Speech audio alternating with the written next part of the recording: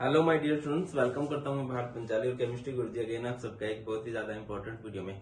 तो आज की वीडियो में हम लोग बात करने वाले हैं सीयूटी 2023 के बारे में।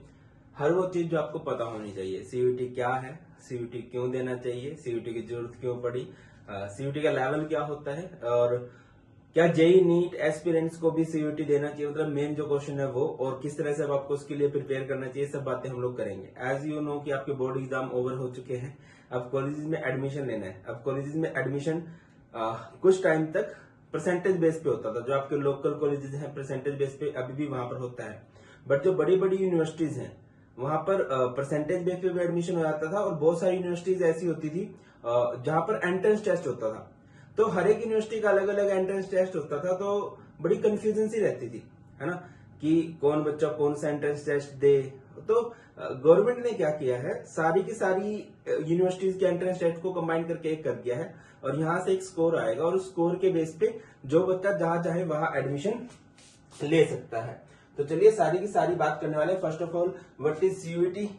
क्या है CUT? Common university entrance test. Spelling गलत हो तो संभाल लेना, कोई बात नहीं। एंट्रेंस टेस्ट, ठीक है, या फिर central common university entrance test या फिर सेंट्रल यूनिवर्सिटी एंट्रेंस टेस्ट। मतलब मेन ये है, सेंट्रल यूनिवर्सिटीज के अंदर हमारे देश में जो 45-47 सेंट्रल यूनिवर्सिटीज हैं, उनमें एंट्रेंस के लिए इस टेस्ट की जरूरत पड़ी। बट ऐसा नहीं है कि सिर्फ सेंट्रल यूनिवर्सिटीज में ही इसके थ्रू आप एडमिशन पा सकते हो। देश में लगभग 200 यूनिवर्सिटीज हैं जिसमें आप इस टेस्ट के स्कोर के बेसिस पे एडमिशन पा सकते हो। अब अगली बात पे चलते हैं, सीयूटी की जरूरत हमें पड़ी क्यों, वाई? देखिए, 2-3 बातें होती थी 2-3 साल पहले तक। जो नॉर्थ इंडिया के बोर्ड्स हैं, like Bihar board, like UP board, इनमें जो चेकिंग होती है वो बड़ी हार्ड होती है, तो बच्चों को बहुत ज्यादा परसेंटेज नहीं आती है। 75-80% बहुत अच्छी परसेंटेज मानी जाती है। ऑन दी अदर हैंड, अगर मैं सीबीएसई की बात करता हूं या फिर मैं साउथ साइड के जो बोर्ड है उनकी बात करता हूं, तो वहां पर बहुत सारे बच्चे 95% प्लस स्कोर करते हैं। तो जब यूनिवर्सिटीज में एंट्रेंस लेने की बात आती थी, परसेंटेज बेस पे एंट्रेंस हो जाता था, परसेंटेज बेस पे एडमिशन हो जाता था। डीयू के अंदर, बीएचयू के अंदर, ऐसी यूनिवर्सिटीज में जब एडमिशन होने लगा, तो वहां पर उन बच्चों के लिए प्रॉब्लम आ जाती थी जो बिहार बोर्ड से या किसी और स्टेट बोर्ड से, जहां पर मार्किंग थोड़ी हार्ड होती है। तो थोड़ा सा फेयर करने के लिए हमें इसकी जरूरत पड़ी, ठीक है। अब सीयूटी में होता क्या है? सीयूटी में एक्चुअल में बेटा जी आपके 3 सेक्शन होते हैं, section A, section 1, section 2 and section 3। I hope आप सबने फॉर्म जरूर फिल कर दिया होगा भाई, वो जरूरी है ना। 30 मार्च उसकी लास्ट डेट दी गई है, तो प्लीज फॉर्म फिल कर देना, वरना बाद में दिक्कत हो जाएगी। और मैं तो बोल रहा हूँ सब बच्चों को फॉर्म फिल करना चाहिए, सब बच्चों को टेस्ट में बैठना चाहिए, चाहे कोई भी है, जिन्होंने 12th की है, इस साल की है, पिछले साल की है, सबको बैठना चाहिए और अच्छी अच्छी यूनिवर्सिटी में एडमिशन लेना चाहिए। अटेम्प्ट तो देखना चाहिए यार, पेपर अटेम्प्ट करके देखना चाहिए। तो चलिए 3 सेक्शन होते हैं। 3 सेक्शन में से सेक्शन 1 में आप लोग लैंग्वेज सिलेक्ट करते हो, जो भी, ठीक, कोई भी, लाइक आपने इंग्लिश सिलेक्ट कर लिया, हिंदी सिलेक्ट कर ली, और भी बहुत सारे आपके पास ऑप्शन होते हैं। सेक्शन 2 जो होता है आपके डोमेन स्पेसिफिक सब्जेक्ट होते हैं। डोमेन स्पेसिफिक में जो आपने क्लास 12th की है, लाइक साइंस के स्टूडेंट के लिए पीसीएम रहेगा या पीसीबी रहेगा, कॉमर्स के स्टूडेंट्स के लिए बिजनेस, इकोनॉमिक्स, अकाउंट्स, इस तरह के सब्जेक्ट रहेंगे। और जो सेक्शन 3 होता है वो आपका जनरल टेस्ट होता है। जनरल टेस्ट में आपकी जनरल नॉलेज चेक की जाएगी, करंट अफेयर्स की कितनी नॉलेज है, आपको बेसिक मैथ अप्लाई करना आता है कि नहीं आता है, ये है। तो नॉर्मली ये होता है, ये आप सब्जेक्ट सिलेक्ट करते हो और पेपर देने के लिए बैठते हो। अब की बार 21 मई से 31 मई तक की डेट बताई गई है, और उसके बाद रिजर्व डेट भी रखी गई है। इसके बाद क्या होता है बेटा जी, जो आपका टेस्ट होता है वो कंप्यूटर बेस्ड टेस्ट होता है, एमसीक्यू की फॉर्म में टेस्ट होता है। हर एक सही आंसर के लिए आपको +5 मिलते हैं और हर एक गलत आंसर के लिए आपको -1 होता है। क्लियर है सीयूटी क्या है और सीयूटी की जरूरत हमें क्यों पड़ी? अगले पॉइंट पे चलते हैं, लेवल ऑफ सीयूटी। देखिए, अगर मैं आपके लेवल की बात करूं, सबसे पहले मैं यहाँ पे सीबीएसई स्टूडेंट्स को ध्यान में रख रहा हूं, तो यहाँ पर मैं क्लास 12th को रख देता हूँ। क्लास 12th में आपका क्या होता है? डिलीटेड सिलेबस होता है ना, रिड्यूस सिलेबस होता है। लाइक अगर मैं सीबीएसई की बात करूं, एनसीईआरटी जो इस साल 2023 की मैं बात कर रहा हूं, तो इस साल जो है आपके 10 चैप्टर आने वाले, 10 चैप्टर आपने पूरे पढ़े, बट 6 बड़े बड़े चैप्टर के नहीं थे सिलेबस में, मतलब कुछ बड़े बड़े चैप्टर थे, जैसे पी ब्लॉक एलिमेंट बहुत बड़ा चैप्टर है। तो आपका जो भी आप 12th के बाद एग्जाम फेस करने जा रहे हो, उसमें सबसे इजी आपका बोर्ड था। फिर इससे, और अगर मैं सबसे मुश्किल की बात करूं, सबसे मुश्किल लेवल आपका किसका होता है बेटा जी? जेई एडवांस का। ठीक है, जेई एडवांस का आपका एग्जाम सबसे मुश्किल हो जाने वाला। ठीक है, इसमें थोड़ा नीचे लेके आ सकते हैं हम लोग किसको? जेई मेंस को और नीट को। अब कुछ बच्चे कहेंगे सर ये क्या हमारी बेइज्जती कर दी आप लोगों ने, जेई मेंस को नीट के साथ क्यों रख रहे हो, नीट हमारे साथ खड़े होने के लायक नहीं। ऐसा नहीं है भाई, ठीक है। हाँ, जेई मेंस में क्वेश्चन का लेवल थोड़ा अप होता है, बट नीट में एक्यूरेसी लेवल बहुत ज्यादा मैटर करता है। बहुत ज्यादा नंबर ऑफ क्वेश्चन आपके सही होने चाहिए, तभी आपको अपना ड्रीम कॉलेज मिलता है। और जेई में क्या होता है, उतने क्वेश्चन सही नहीं।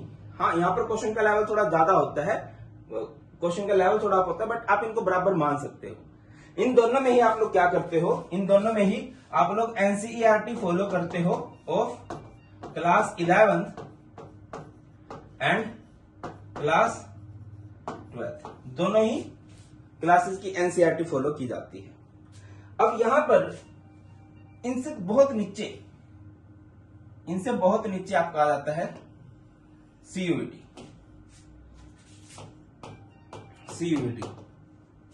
सीयूईटी में आप क्या फॉलो करते हो बेटा जी? आप एनसीईआरटी फॉलो करते हो ऑफ क्लास 12th। और अगले साल तो और भी इसका पैटर्न चेंज होगा, क्योंकि गवर्नमेंट ने एनसीईआरटी ही चेंज कर दी है।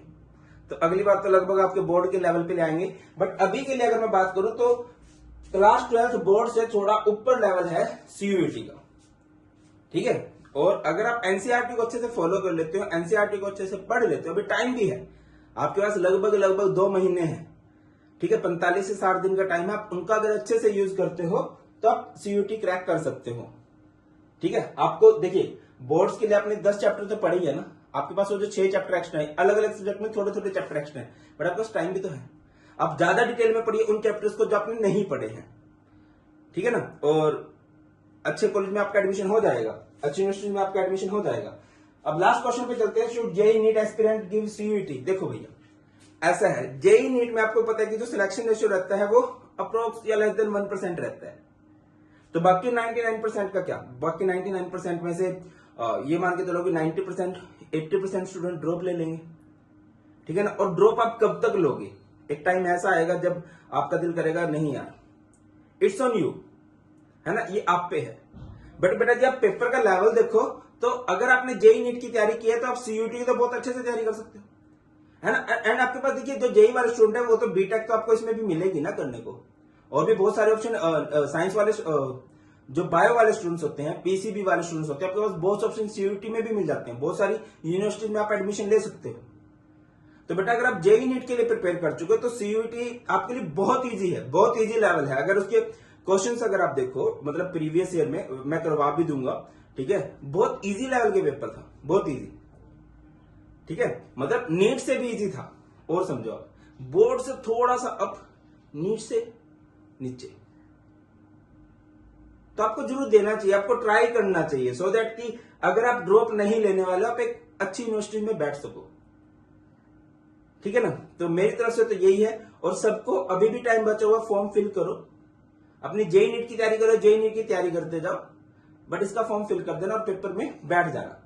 क्योंकि आपका जब आप सीयूईटी का आपका पेपर हो रहा होगा, आप जेईई नीट का पेपर दे चुके होंगे, है ना। आपके लिए कुछ एक्स्ट्रा पढ़ने की जरूरत नहीं, बट एक्चुअल में आप लोग जेईई नीट में एक्स्ट्रा पढ़ चुके हो, सीयूईटी के लिए आपको कुछ भी एक्स्ट्रा पढ़ने की जरूरत नहीं है, आपको उससे कम ही पढ़ने की जरूरत है। जब आप अपना जेईई का या नीट का पेपर दे चुके होंगे, उसके बाद आओगे, थोड़ा सा देख लेना है, हाँ यार यहाँ पर लेवल ऑफ क्वेश्चन क्या है, थोड़ा सा इंग्लिश को देख लेना, थोड़ा सा जीटी को देख लेना, वो आपको पढ़ना पड़ सकता है। अदरवाइज पीसीएम पीसीबी तो आपके ऑलरेडी वेल प्रिपेयर्ड हैं। और इस चैनल पर आपके लिए गरुड़ा बैच है जो टोटली फ्री ऑफ कॉस्ट है, जिसमें आपकी पूरी सीयूईटी की तैयारी करवाई जा रही है। साइंस के स्टूडेंट्स के लिए मैं बात कर रहा हूँ। आपका English, physics, chemistry, maths, bio, general test सब कुछ बहुत अच्छे से करवाया जा रहा है, आप उसका फायदा उठाओ। और चलिए मिलते हैं क्लास में, ऑल दी वेरी बेस्ट। और कितने बच्चे सीयूईटी के लिए रेडी है कमेंट सेक्शन में जरूर बता देना। ख्याल रखिए, बहुत जल्द मिलते हैं। God bless you all, please take care. जय हिंद।